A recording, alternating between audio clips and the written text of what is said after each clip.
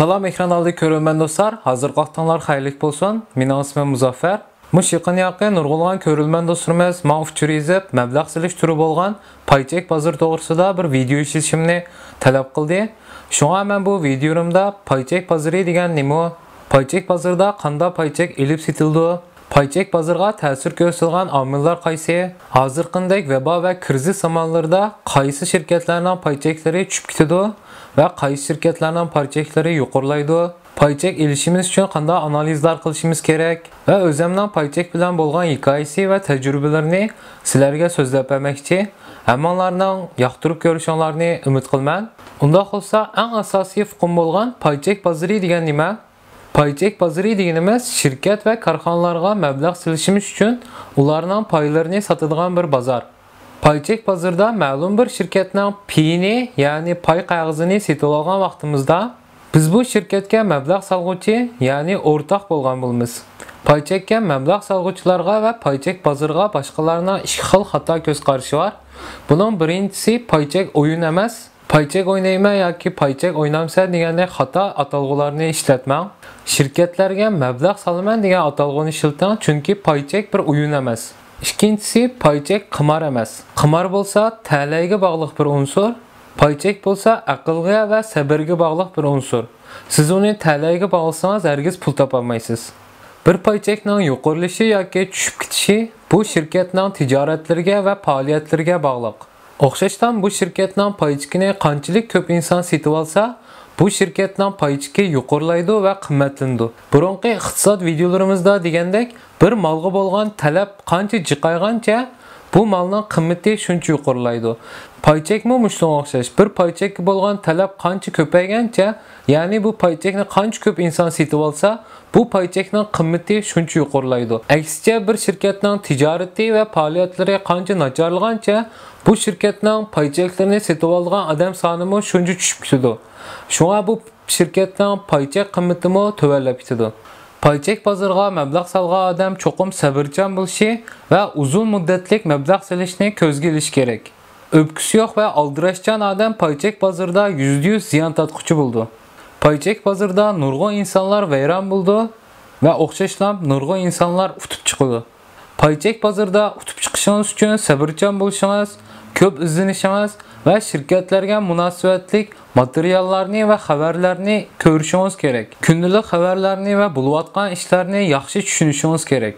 Paycheck bozorida ikki xil mablag' solg'uvchi mavjud. Birinchisi qisqa muddatlik mablag' solg'uvchi.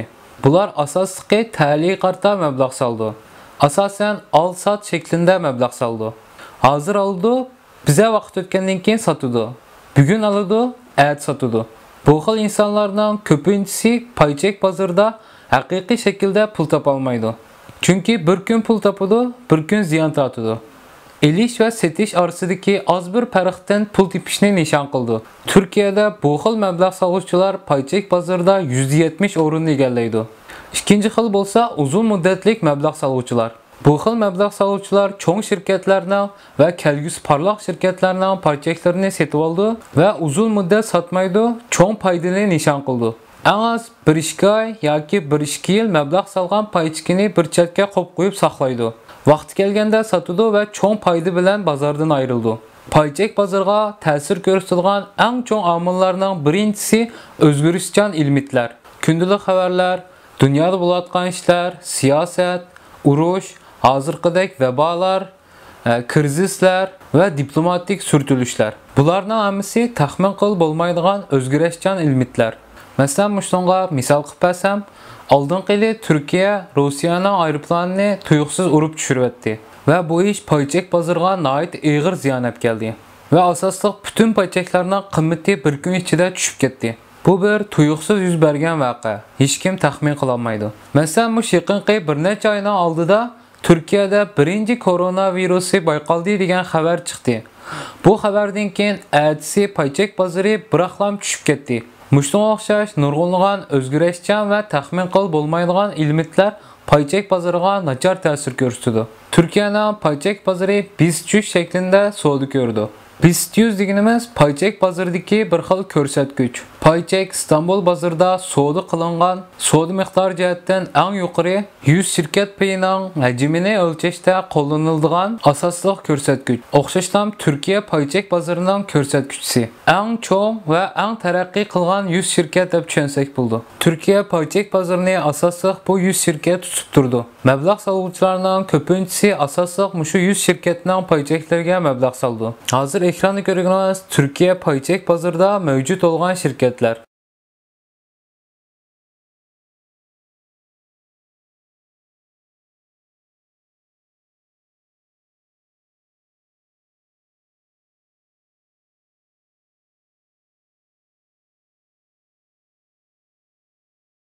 Normalda pay chek elish ve setish banka müessesesi ustida ilib berildi ve başka internet ticaret detalları müessesesi ustida ilib berildi. Ben normalda pay chek bazarini Türkiye İş Bankası internet detaldan körme ve ilim sitim ilib barman. Hazır ekran görüyorsunuz Türk Hava Yolları şirketining pay chek qiymati. Bir tal pay chekning qiymati 10 lira 58 kuruş. Eğer bu pay chekdan 1000 tal setib olsangiz 10.580 liraga setib olasiz. Qanchalik setib olish o'zingizning ixtiyori. Hazır işaretde ko'rganingiz bugungi bir kun ichidagi eng tuvan chek ve eng yuqori chek. Ya'ni eng tuvan 10 lira 57 kuruşga tushibdi, eng yuqori 10 lira 71 kuruşga chiqibdi. Eğer siz bugungi eng tuvan chekdan 1000 tal setib olgan bo'lsangiz 10.570 liraga setib olgan bo'ladingiz va bugungi eng yuqori chek chiqqan vaqtda setib etsangiz 10.710 liraga setib etgan bo'lsiz. Orliqda 140 lira pay topgan bo'lsiz. Turkiyada pay chek bozori dushanba kundan juma kungacha haftada 5 kun ochiq bo'ldi.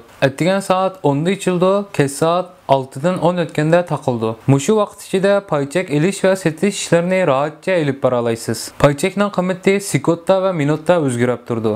Bir tushidi, bir chiqadi. Yana o'xshashdan oxirgi 12 oy ichidagi pay chekning qiymatini ko'ra olasiz. Hozir ko'rimiz Turk Hava Yolları şirketining oxirgi 12 oy ichidagi eng tuvan cheki 7 lira 41 kuruş tushgan. Eng yuqori bo'lsa 15 lira 33 kuruşga chiqqan. Masalan, bir uzun muddatlik mablag' solg'uchi 7 lira 41 kuruşdan 10 ming tal setib olgan bo'lsa, 74.100 liraga setib olgan bo'ladi. Va bir mezgil saqlagandan keyin 15 lira 33 kuruşdan 10 ming tal peyni setib etgan bo'lsa, 153.300 liraga sotgan bo'ladi. Va orliqda 79.200 lira pay topgan bo'ladi. Lekin hozirgidek vabo vaqtlarda havo yo'l shirkatlarining pay cheklarini elish yaxshi bir fikr emas. Chunki havo yo'l shirkatlarining uchishlari azaydi, bilet setishlari azaydi. Shirkat nayt cho'ng ziyon tortdi. Shunga pay chek qiymatimi tushib ketdi va tushib ketdi. O'xshashlam ko'p shirkatlar o'zlarining o'rtoqlariga yani mablag' solg'uvchilarga payda taqtilgan vaqtlarim bo'ldi. Bir shirkat pul topgan vaqtida o'ziga mablag' solgan insonlarga az-azdan pay taqib berdi. Lekin buni ko'pin shirkatlar qilmaydi ve ba'zi shirkatlar nayta az payda bilib berdi. Turkiya pay chek bozorida pay cheklarning kunlik o'sishi eng yuqori 120 o'sdi va tushib ketishimi eng tuvan 120% tushdi. Hozirgidek vabo va kriz zamonlarida buni %10 qilib bekitdi. Buningga misol qilib bersam, bayonqi Turk Hava Yolları şirketi bir kun ichida eng tuvan 9 lira 53 kuruşga tushib keta oladi.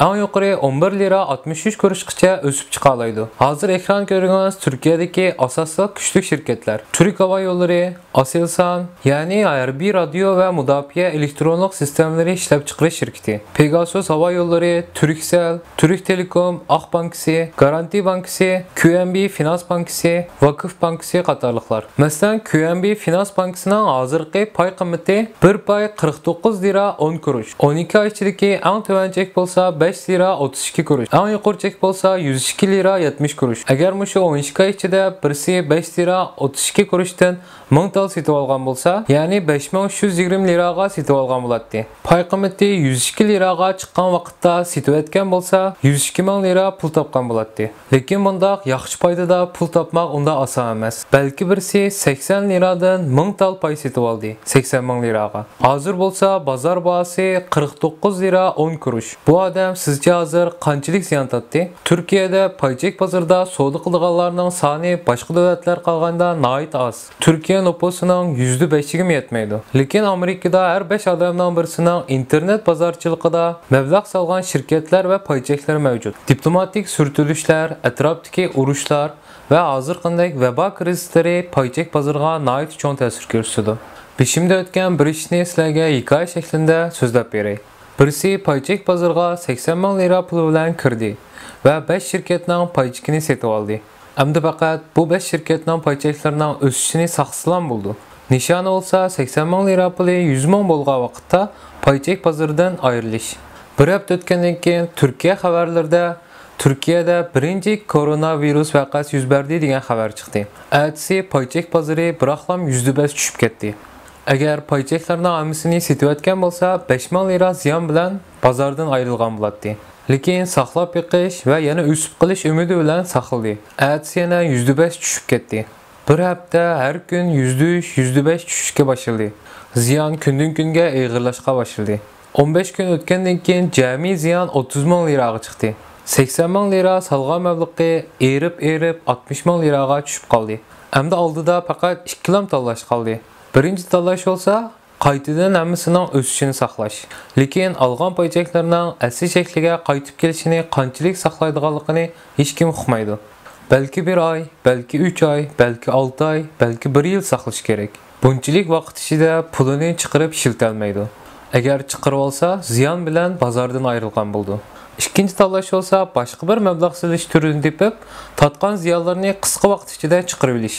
Normalda hozirqidek vabo va yoki urush vaqtlarida qaysi xil turga mablag' silish eng to'g'ri? Oltinga mablag' soldi. Paychek bozoridan jami 15 ming ziyon bilan ayrildi. Paychek bozoridan chiqarib olgan 65 ming lira pul bilan gram oltin sotib oldi. 1 gram oltinni 320 liradan sotib oldi va jami 204 gram oltin sotib oldi.